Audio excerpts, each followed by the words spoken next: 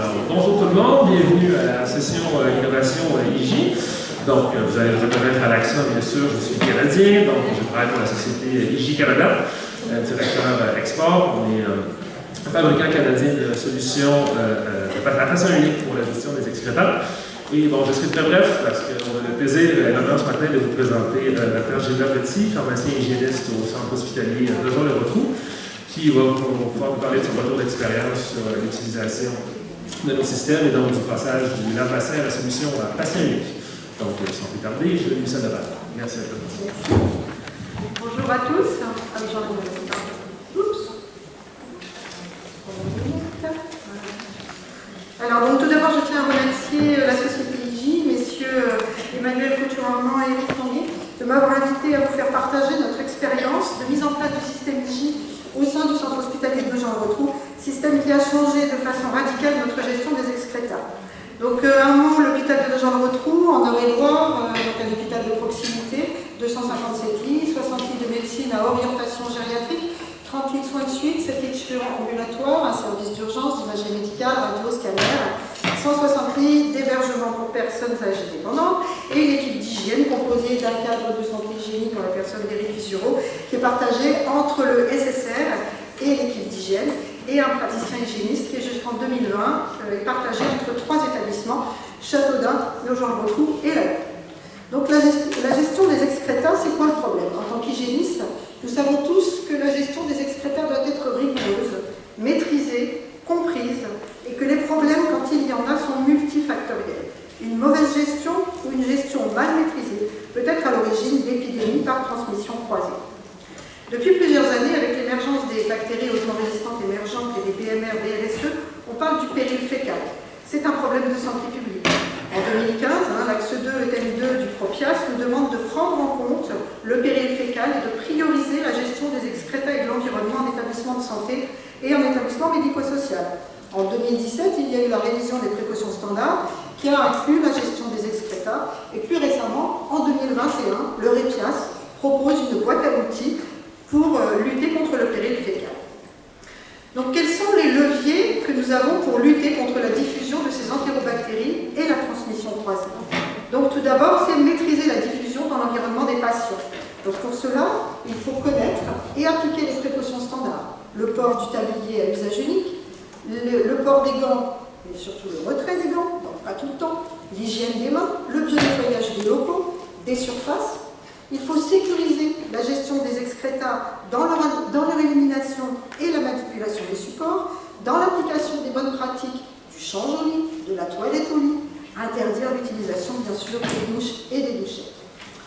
Pour permettre le respect de ces précautions, il faut des moyens humains qui soient formés aux risques infectieux. Tout le monde sait, les budgets hospitaliers sont en constante diminution, donc il y a une réduction du nombre de soignants, donc plus de patients pour un même soignant, un manque de temps pour les soignants, et on sait que ça augmente les risques liés aux facteurs humains. Donc il faut constamment former, informer, évaluer, surveiller et mettre à disposition des soignants des moyens matériels qui soient pertinents, qui répondent aux attentes des équipes d'hygiène et des équipes soignantes, qui soient fiables, faciles d'utilisation et avec un coût maîtrisé. Les moyens matériels disponibles et conformes selon l'actualisation des précautions standards. Donc nous avons les lave-bassins, nous avons les broyeurs et le matériel à usage unique en carton, les sacs à usage unique, le système IJ21 et notre job c'est de choisir des matériels qui soient adaptés, fonctionnels, faciles d'utilisation, maintenus en bon état et en nombre suffisant pour limiter les dérives. Donc il y a 2 gens le retrouve. Donc jusqu'en 2014, il n'y a aucun dispositif de lavage des infections automatisé. L'entretien se fait manuellement. Les bassins urinaux sont vidés dans les toilettes, partagés dans les chambres doubles. Il y a des douchettes dans chaque cabinet de toilette et les bassins et les urinaux sont rincés avec la douchette. Nous avons des locaux vidoirs ou utilités salles qui sont équipés de baignoires qui contiennent du détergent désinfectant pour dispositifs médicaux. Donc tout se fait à la main, donc il nous faut du temps agent pour nettoyer, rincer et décontaminer les dispositifs médicaux. Et puis peu ou pas de tablier de protection. Donc nous avons le cycle parfait des pratiques à haut risque de transmission croisée. Le bassin urinal plein, bien sûr, quand on le vidange dans les toilettes, on a un risque de projection et de contamination du soignant et de l'environnement. Le rinçage à la douchette, c'est pareil, hein, on connaît tous le test à la fluorécéine. Donc la fluorécéine qui est déposée dans le contenant, qui simule les excréteurs, après rinçage du bassin avec la douchette. Tout l'environnement de la cuvette des toilettes est contaminé, jusqu'au lavabo et à la brosse à dents qui est posée sur le bord du lavabo. Donc ensuite, après le rinçage à la douchette, eh bien, il y a le nettoyage qui se fait par trempage, mais avec notre baignoire qui représente un volume important, qui est peu fiable, malgré le calcul du produit à diluer et le marquage du niveau dans la baignoire, la bonne dilution, elle n'est pas garantie. Donc on va remettre un bassin ou une urinale dans une autre chambre. Si la malle était désinfectée, bien évidemment, il y a un risque de transmission croisée. Donc quelle démarche avons-nous menée pour améliorer et sécuriser nos pratiques? Donc la première démarche, ça a été le lave-bassin. Pendant 10 ans, il y a eu des tentatives renouvelées de l'équipe d'hygiène et d'un groupe de travail pluridisciplinaire de correspondants en hygiène pour introduire des lave-bassins. On n'avait pas un nombre ambitieux, c'était un pour chaque unité de 30 minutes. Mais on avait une opposition de l'encadrement et de la direction des soins. On ne veut pas voir le personnel se promener avec des bassins pleins dans les couloirs. Bonjour les odeurs, on revient au siècle dernier. Si on veut mettre un lave-bassin, c'est un par chambre. En 2016, on est toujours, parce qu'il ne serait pas du tout, en 2016, on est toujours dans cette opposition, il a fallu donc trouver une autre solution. Donc la deuxième démarche, ça a été les sacs à usage unique. En 2014, grand progrès. Donc on met à disposition des soignants des sacs protecteurs de bassin avec tampons, absorbants, gélifiants. Mais pour des raisons économiques, ils ne sont pas utilisés en systématique, uniquement pour les selles. Le principe en lui-même est déjà limite, mais parfois, évidemment, le bassin, lui, il est demandé pour des urines, les selles suivent, le sac n'a pas été prévu, et donc tous les facteurs sont à nouveau réunis pour faire des fautes et conduire à une contamination de l'environnement et de la tenue du soignant. Les bassins restent à usage multiple et sont toujours décontaminés dans la baignoire dans le vidoir. On a toujours une gestion des urines qui est inchangée, des urinaux réutilisables qui sont conservés. Et donc, de temps en temps, les urinaux sont vidés dans le lavabo. Et on sait que les familles prennent parfois de l'eau au robinet du lavabo pour remplir les carafes. Donc, demi-victoire, quand je dis demi-victoire, je suis déjà très optimiste. Il y a un projet de retrait des douchettes des toilettes qui débute au rythme de 3 chambres par an et par étage. Sur 9 chambres, donc sur 60 en secteur sanitaire, on n'est pas arrivé au bout. Et puis, entre 2013 et 2018, je suis praticien hospitalier à l'hôpital de Chartres. Donc, c'est un hôpital pour partager aussi avec nos gens de retrouve.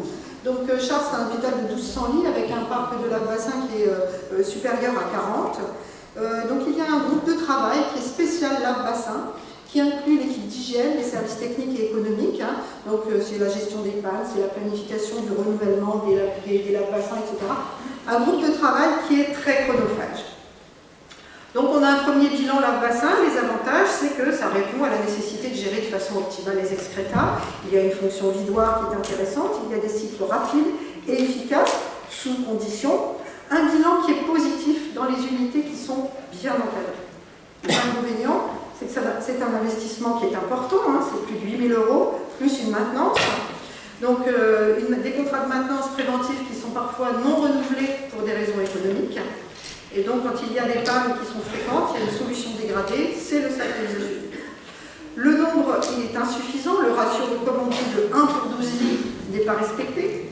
Le parc est hétérogène, donc on a des marques différentes, avec des produits captifs, et une formation des agents qui est difficile avec le turnover. Dans la région, l'eau est très calcaire, donc si la cuve n'est pas entretenue, les bus sont bouchés car elles sont entartrées, donc ils sont inefficaces. Si les bassins ne sont pas compatibles, ils sont mal nettoyés. On a déjà eu ça avec des marchés, des bassins qui ne sont pas compatibles avec les lave-bassins. Donc les jets d'eau ne sont pas dirigés correctement, il y a un défaut de lavage.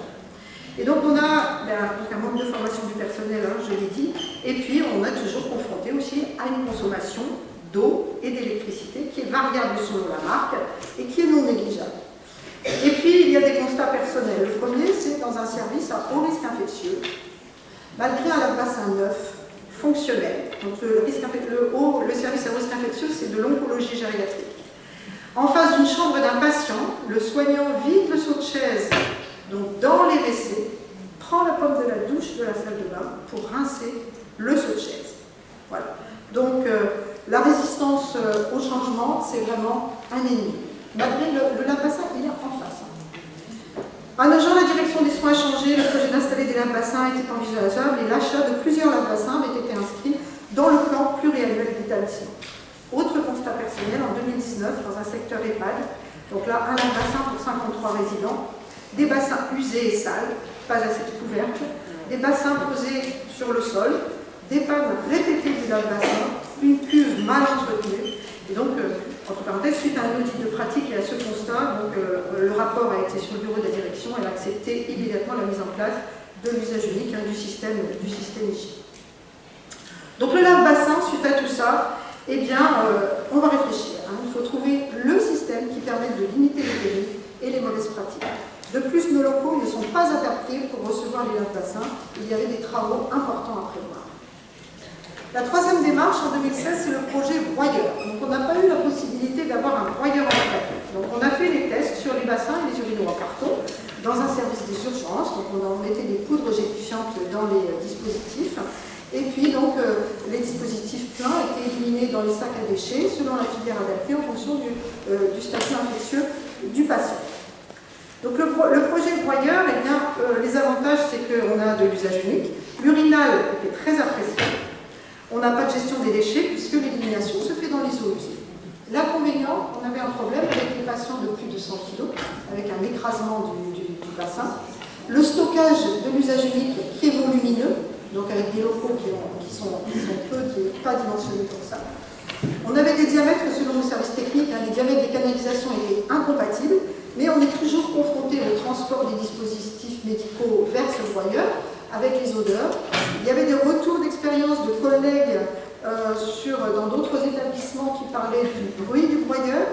Il fallait une formation, une rigueur d'utilisation pour les soignants, parce que, par exemple, de ne pas jeter les gants, quand on retire les gants, ne pas les jeter dans le broyeur, parce que ça bloque les couteaux. Voilà. Et on est toujours confronté à une consommation d'eau et d'électricité. Donc le projet broyeur, eh bien, pareil, on va réfléchir. Et puis, le 24 novembre 2016, nous avons organisé, avec l'équipe d'hygiène, un forum en hygiène.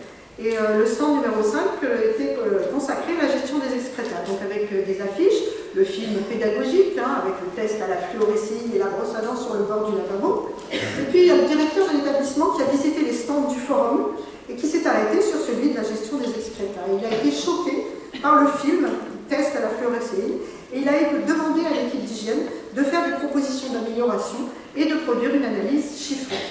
Donc nous avions déjà anticipé, nous étions servis de cet outil d'aide à la décision qui a été produit par l'ARMA Haute-Normandie en 2014. Donc c'est un outil dans lequel toutes les lignes de dépenses sont notées et toutes les solutions existantes sont comparées. Et donc la solution la moins coûteuse, c'est le change complet. Bien évidemment, on ne peut pas mettre des changes complets à tous nos patients. Et le deuxième, c'est le sac à usage unique. Donc l'étude économique, elle est favorable au sac à usage unique. Donc nous présentons tout de suite l'étude des coûts au directeur qui nous donne son feu vert le 1er décembre 2016. Donc on utilise les sacs à bassin en systématique. Il nous reste les sacs de recueil des urines à mettre en place. On fait des essais de sacs collecteurs fin décembre 2016 avec un bilan de satisfaction qui est assez moyen. Et puis, à Nice, en 2017, au congrès de la SF2H, nous découvrons le concept avec le principe des supports à passion unique et les sacs à usage unique, avec des bassins facilement empilables, donc des sacs avec des tampons gélifiants, l'urinal, sac et tampons gélifiants, les supports vomitoires avec pareil des sacs et des gélifiants, et puis cette balance pour réaliser les diurèses. Donc à partir de ce moment-là, tout va très vite. Au retour du congrès, je présente le concept à Éric Fusereau, qui était infirmier à l'époque, pio-correspondant en hygiène. Et tout le monde adhère à cette proposition. Le commercial vient rapidement sur le site. Et en octobre 2017, nous réalisons les premiers essais qui sont très satisfaisants. Et en décembre 2017, on a une mise en place généralisée dans tous les services avec une dotation selon les besoins évaluée par les cadres de santé. Donc une formation à l'ensemble des agents par le responsable commercial sociale complétée par des formations à la gestuelle en interne, entre autres spécialement par la Durez, par l'équipe d'hygiène. Nous définissons le circuit du dispositif, donc le patient arrive aux urgences, on lui attribue selon ses besoins un support bassin et ou un support urinal. Le support bassin et ou urinal, il est identifié avec une étiquette au nom du patient, il est accroché au lit, il monte dans le service avec le patient et donc il doit toujours être prêt à l'emploi, propre et systématiquement recouvert d'un sac avec un tampon gélifiant. Alors les supports sacs dormitoires sont utilisés en fait uniquement aux urgences, parce que dans les unités de médecine nécessaires, on a une patientèle âgée. Les soignants préfèrent utiliser la cuvette de la toilette, la cuvette pour la toilette corporelle, qu'ils recouvrent d'un sac à bassin, car l'ouverture est plus large et plus adaptée aux personnes âgées. Donc le support est entretenu entre deux utilisations par un essuyage avec un détergent désinfectant. Il est renouvelé s'il est abîmé pendant le séjour. Il est éliminé dans les déchets recyclables en fin de séjour. Et les sacs pleins sont éliminés dans les DAOL, sauf bien sûr en cas d'infection à Clostridium, gastro ou DHRE, où ça part dans les DASRI. Nous avons, parallèlement à la mise en place du dispositif, nous avons rédigé un protocole et des fiches techniques. Donc les fiches techniques, c'est à partir des tutoriels qui sont fournis par IJ. Donc le protocole définit la tenue la protection de la tenue du soignant, le circuit des supports, patient unique dès les urgences, décrit l'entretien entre deux utilisations avec le passage d'un détergent désinfectant, le sac qui est remis systématiquement sur le support pour être disponible rapidement, ça c'est une suggestion des utilisateurs. Il décrit la gestion des durées avec l'utilisation de la balance et il décrit l'élimination des déchets. Et les fiches techniques, elles décrivent l'utilisation des sacs, la pose et le retrait du sac protecteur de bassin, la pose et le retrait du sac protecteur d'urinal. Et après, donc un an après, nous avons réalisé, donc c'est l'infirmier hygiéniste Eric Giraud qui a réalisé une enquête de satisfaction auprès des agents et des patients. Donc c'était un questionnaire avec 4 items, notés de 1 à 4, très satisfaisant pour 4 et insatisfaisant pour 1, sur la capacité d'absorption du tampon, la facilité d'utilisation des sacs de recueil, le confort d'utilisation du support pour le patient et la facilité d'utilisation du support par le soignant. Donc on a un retour de 62 fiches et des commentaires très positifs. On arrive à une note globale qui est supérieure à 3 sur 4, donc ça fait une note qui est environ de 16 sur 20. Le point sensible, ça reste en fait l'utilisation de l'urinal pour les patients très âgés. Les commentaires positifs, on ne veut surtout pas revenir en arrière, évidemment, l'hygiène est très satisfaisante, l'utilisation est très facile et pratique, il n'y a pas de problème de stockage des dispositifs, les supports sont essentiellement stockés aux urgences. Et puis, on note surtout un gain de temps, puisqu'il n'y a plus de vidange, plus de trempage, et donc on gagne du temps avec le patient, et on passe moins de temps avec le bassin. Alors, est-ce qu'il y a des améliorations possibles? Alors, pour l'homme âgé, un âge supérieur à 87 ans, on avait un petit problème de préhension de l'urinal, et parfois l'urinal était renversé avant que l'urine ne soit gélifiée. Et puis au niveau des soignants, et la gestion des durées, on change les habitudes, donc la gestion des durées n'était pas tous les jours facile. Donc on avait le projet de rédiger une plaquette destinée aux patients pour vraiment expliquer l'utilisation de l'urinal. Mais bon, pour les personnes de près de 90 ans, ça n'aura peut-être pas apporté grand-chose, mais on ne l'a toujours pas fait, le Covid est passé par là. Donc je vous transmets quelques chiffres après l'utilisation, au niveau du suivi du tonnage des ordures ménagères et des DASRI. Donc en fait, on ne voit pas une évolution qui est significative. Ici, les DASRI en 2020, mais il y a peut-être une autre explication. Donc là, ce sont des chiffres de consommation moyenne par an pour 20 000 journées d'hospitalisation en médecine. Donc ce qui est le plus utilisé, ce sont les sacs pour urinal et les sacs à bassin. Donc bon voilà, c'est juste pour info que j'ai mis cette diapo. Au niveau des coûts, eh bien, donc, si on exclut 2017 et 2018, qui sont les années de mise en place du produit, eh bien, on voit qu'on est autour de... on a une consommation, un coût qui est stable sur les 2 années 2019 et 2020, autour de 26 000 €. Il y a une étude qui a été faite par France Reval dans un EHPAD. Donc le coût en fait le coût de mise en place de 4 lave-bassins versus 4 broyeurs qui prend en compte toutes les lignes de dépenses, achat, amortissement sur 7 ans, maintenance, consommable, coût de fonctionnement, etc. Et en fait, on se rend compte que par an, pour 4 lave-bassins, il y a un coût qui est de 17 700 €, pour 4 broyeurs, de 10 000 €. Le broyeur est un petit peu mieux placé. Pour un établissement comme Nogent-le-Rotrou, avec nos 60 lits de médecine, si on veut respecter le ratio recommandé par le Haut Conseil de sécurité, un lave-bassin pour 12 lits, il nous aurait fallu en tout pour l'établissement 12 lave-bassins. D'accord? Donc ce qui fait un coût calculé par an de 53 300 €. Or, vous avez vu sur la slide précédente, on est à peine 26 000 € par an. Voilà. Donc on est quand même largement bénéficiaire. Autre côté de ce produit, hein, c'est si on a un engagement éco-responsable et la gestion des déchets. Donc les sacs à bassin, les urinaux et les tampons sont fabriqués à partir de plastique recyclé. Ils sont éliminés dans les DAOM. Et si on a la chance d'avoir des centres de valorisation énergétique eh bien, où les DAOM servent de combustible, eh bien, par l'incinération, dégagent de l'énergie, hein, de l'électricité et du chauffage pour des logements sociaux. Il y a ça autour de Chartres, hein, avec un centre qui est à Mainvilliers.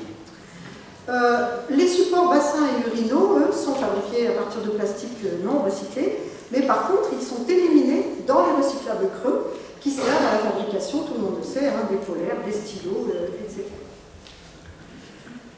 Donc finalement, les plus de l'IGI. Donc si on se place du côté des soignants, eh bien l'utilisation, elle est très simple.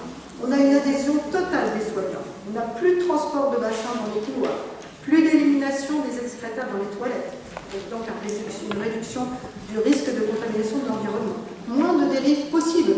Même la vidange des poches à urine se fait dans un sac avec un tampon gélifiant, ça ne se fait plus dans un bocal. Il y a un gain de temps, on n'a plus de transport à l'autre bout du couloir, plus d'entretien du matériel. Et donc, comme je le redis, on s'occupe moins du bassin et plus du patient. Et le dispositif, il est toujours disponible, propre et sûr. Côté développement durable, les supports recyclables, il n'y a pas de dépenses annexes, électricité, eau, produits chimiques. Pour les services techniques, pas de problème technique de canalisation, d'arrivée d'eau, pas de besoin de place et de locaux pour installer les machines dans des bâtiments anciens. Au niveau de la direction et des services financiers, on a des coûts de consommables qui sont maîtrisés. Il n'y a pas de dépenses annexes à prévoir, il n'y a pas de dépenses inutiles. Hein. Si les produits ne sont pas utilisés pendant un certain temps, il n'y a pas de coût, il n'y a pas de dépenses. Et puis, du point de vue de l'équipe d'hygiène, eh bien, la mise en place, elle a été facile, la formation, elle est simple, l'utilisation, elle est simple, donc les soignants adhèrent à ce principe-là. Il n'y a pas de résistance au changement. Il n'y a peu ou pas de dérive possible des bonnes pratiques, et donc ça participe à la maîtrise des risques de transmission croisée. De plus, on a une satisfaction des patients qui est quand même très positive. Donc, on a voulu étendre ce concept aux 3 établissements de la direction commune. La direction commune, c'est 3 établissements de Nogent-le-Rotrou, Chapelain et La Loupe. Et donc, on validait la mise en place du principe IGI, du système IGI, dans certains services. À l'hôpital de Chapelain, en 2016, il y avait 60% des patients du SLD qui sont porteurs de BLSE. Donc, la mise en place des urinaux à patient unique, les sacs à usage unique du système IGI 21, ça fait très facilement. Et l'utilité des sacs protecteurs, par contre, en cas d'épidémie de gastro et de clostridium difficile. À La Loupe, on avait un parc de lave-bassins qui est vieillissant, un nombre de lave-bassins insuffisant, on l'a vu dans le secteur EHPAD, de 53 résidents. Et donc, il y avait une mise en place du système IGI en cas d'épidémie de gastro et de clostridium. Et là, il y a une décision de la direction, c'est que les lave-bassins en panne ne seront pas renouvelés et ce sera remplacé dans le service par le système IGI. Alors, on a mis d'autres axes d'amélioration en place à Nogent, parallèlement à ça. Donc, nos locaux utilité salles ont été rénovés, les baignoires ont été retirées, il y a une marche en avant qui a été mise en place. Et puis, on a fait des audits de pratique sur le change et sur la toilette, qui sont aussi des gestes à risque. Donc pour la toilette, on a attribué 2 bassines par patient et par séjour, une pour le haut et une pour le bas. Et la formation des agents par la simulation a été prévue, mais elle a été retardée, bien évidemment, à cause de l'épidémie de Covid. Aujourd'hui, en Centre-Val de Loire, les produits IGI sont référencés au marché régional. Il y a des établissements du département 28 qui l'utilisent, le centre hospitalier de Dreux dans le service de réanimation, un EHPAD de Courtalin. Il y a des essais en cours qui ont été retardés par l'épidémie de Covid à l'hôpital de Chartres, dans un service de SSR, un centre de rééducation de Beaubourg. À Romorantin, il y a des essais qui sont prévus prochainement. Voilà. Je vous remercie pour votre attention.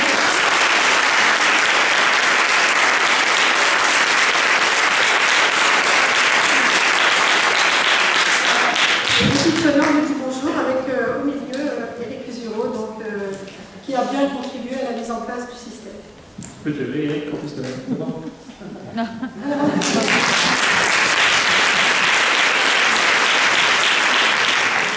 Merci beaucoup, Dr. Petit. On a un peu de temps pour quelques questions, si vous en avez. Oui. Oui. Bonjour, Tania du centre Affaires du centre hospitalier d'Agneau. Alors nous, on utilise ce dispositif tout récemment, depuis 2020, qu'on a installé avec l'épidémie de Covid, donc c'est un peu difficile. Ma première question, c'est comment est-ce que vous avez réussi à faire adhérer les soignants à ce dispositif, parce que chez nous, il y a pas mal de réticences, premièrement, et notamment parce que dans certains services, ils gardent des urines les 24 heures pour des analyses, et c'est là où ça pose problème. En fait. Alors Eric, je vais avoir besoin de toi, parce que les urines de 24 heures, c'est plutôt toi qui t'occupe de ça. Et pour la mise en place, en fait, c'est Eric qui a géré vraiment la formation des personnels. Alors, par rapport à l'adhésion des soignants, on les a inclus dans tout le processus de choix en fin de compte du dispositif. On vous a parlé du Word. Et donc, du coup, quand on a présenté ce système-là, ils avaient déjà connaissance de ce que c'était les sacs de recueil, puisqu'ils les utilisaient pour les patients. Donc, ça a été quand même quelque part un peu progressif. Et quand ils ont vu arriver beaucoup de matériel IJ, ils y ont trouvé une amélioration par rapport à ce qu'ils avaient avant. Et notamment, ce qui est beaucoup ressorti, c'était une notion de gain de temps. Ne pas avoir à se promener avec un bassin dans les couloirs ou de devoir. Nous, à l'époque, c'était la douchette, hein, on était encore là, grâce à la douchette. Il y avait pour eux quand même un gain de temps et quelque chose qui, justement, où la communication, c'était par rapport à l'impression de propreté. Pour eux, c'était plus propre. L'excréta était directement enfermé dans le sac et il y avait moins cette notion de saleté ou de souillure, de promener, et donc du coup, on l'évacuait aussitôt. Par rapport au diurèse, on a eu beaucoup de soucis au départ, puisqu'on a dû laisser en place les pots pendant un certain temps pour les recueils des 24 heures. Alors quand c'est envoyé au laboratoire, de toute façon, ça ne pose pas la question, puisque le pot est prévu par le laboratoire et donc envoyé au laboratoire. Pour ce qui était pour la quantifier les urines, on a eu une adhésion progressive avec l'utilisation du peson. C'est-à-dire qu'il fallait s'habituer à mettre le sac à chaque fois sur le peson et bien inscrire à chaque fois la quantité avec du coup un calcul au bout de la journée. Donc là, effectivement, il y avait un peu de résistance. Ça a fini par se faire. Donc on n'avait plus de bocal en verre, juste des bocals de recueil pour les 24 heures, pour le laboratoire et les systèmes de peson pour la durée des 24 heures.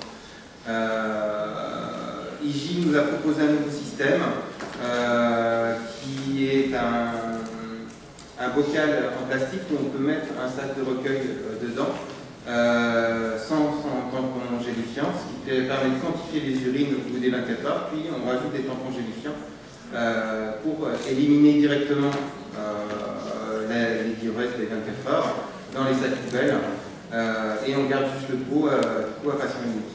On a fait un essai, finalement on est resté sur l'histoire du peson. Au final, les soignants s'étaient tellement habitués qu'ils ont voulu rester sur le système des pesons. L'EHPAD a quand même demandé à faire le test. Là, prochainement, je dois mettre en place un test en EHPAD pour vérifier si finalement le système du pot pourrait leur convenir. Voilà. Bonne idée. Merci Eric. Pardon, allez-y. Bonjour Madame Mazet, donc hygiéniste dans les Yvelines, en Ile-de-France. Nous aussi on a une problématique, donc on utilise l'usage depuis peu également. Et on a aussi une problématique sur les pots à diurèse. Donc du coup vous utilisez quoi comme pot si vous n'utilisez pas le pot IJ? On est en train de tester également ce pot à diurèse. Donc je pense que ça peut être le même monsieur qui va répondre. Et Madame Gilda, je voulais savoir sur comment ça s'est passé pour enlever les lave-bassins au niveau économique, parce que nous c'est une problématique. Alors nous, on n'en avait pas de lave-bassin. Dans notre établissement de Nogent-le-Rotrou, on n'en avait pas. Donc là, ça va se faire dans l'hôpital de la Loupe, un lave-bassin qui tombe en panne, il retire le lave-bassin, terminé. Il part la casse.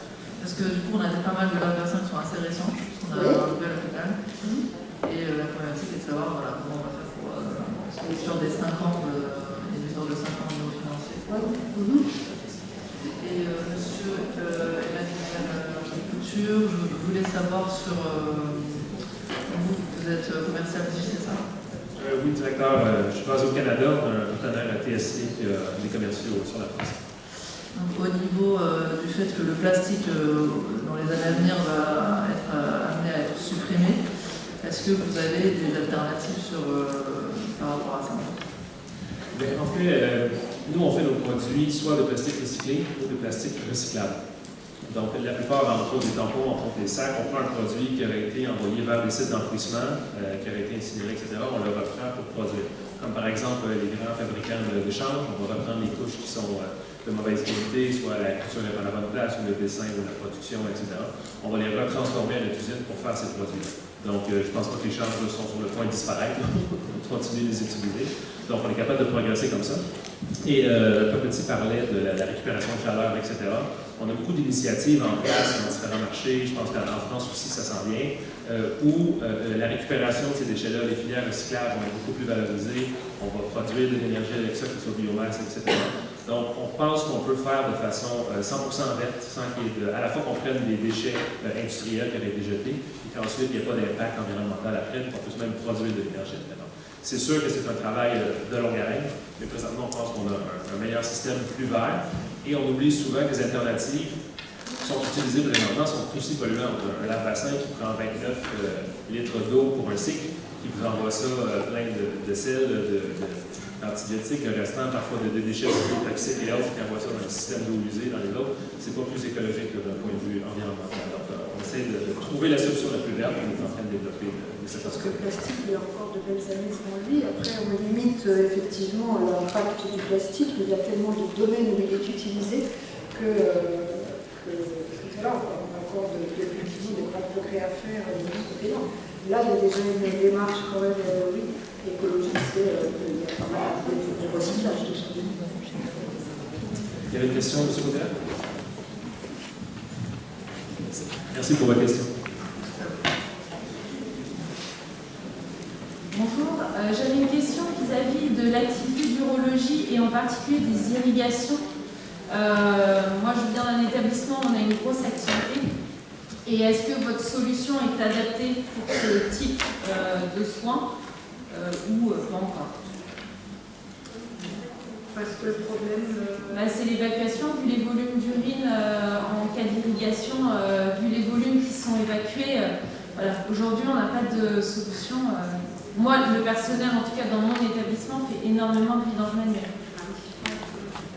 Alors les poches, elles ont des contenances, les sacs, ils ont des contenances, et on a des tampons. Les tampons, on peut en mettre plusieurs pour gélifier. Ça, vous direz mieux que moi, un tampon pour tant de volume. Un tampon, en général, on dit 600 ou 700 ml en moins de 30 secondes, mais si on lui laisse plus de temps, si c'est une irrigation que vous avez du temps, ça n'a pas besoin d'être ramassé immédiatement, ça peut monter à beaucoup plus. Si on met 2 tampons, on peut aller chercher 1,5, 2 litres. On a aussi des tampons extra absorbants qui peuvent aller chercher 2,5, 3 litres. Donc ça dépend. On le fait rapide parce qu'on ne veut pas que l'aide-soignant ait à attendre que ça gélifie à côté du patient, qu'il retire trop vite et qu'il y ait un problème à ce moment-là.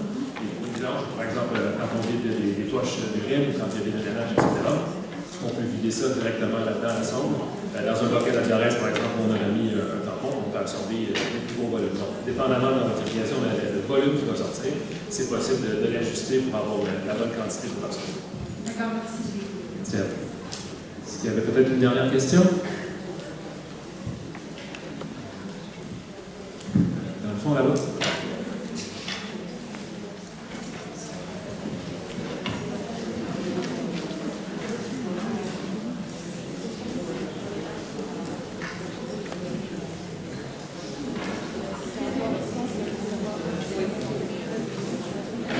Bonjour. Moi aussi, j'ai une grosse activité d'urologie dans mon établissement, donc le problème de l'irrigation, c'est un vrai souci. Et ensuite, on a un vrai souci aussi avec le tamisage des urines pour les gens qui ont des calculs. Donc je veux savoir comment vous faites. Je n'ai pas de problème.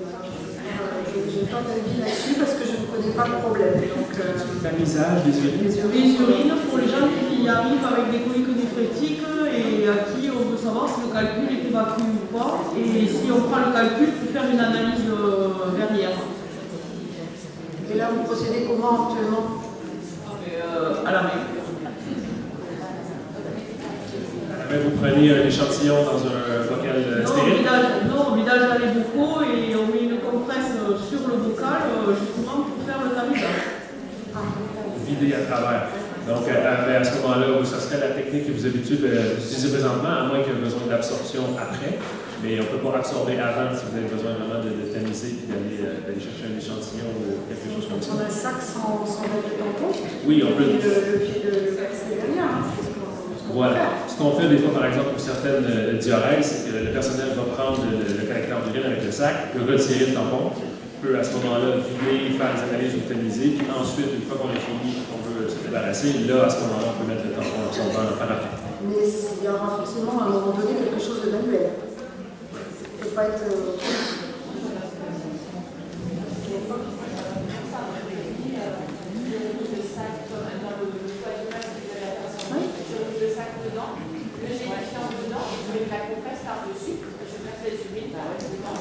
Oui, il faut la récupérer à un moment les urines dans quelque chose, dans un support dans lequel tu dois pas. Non, elle a mis son truc.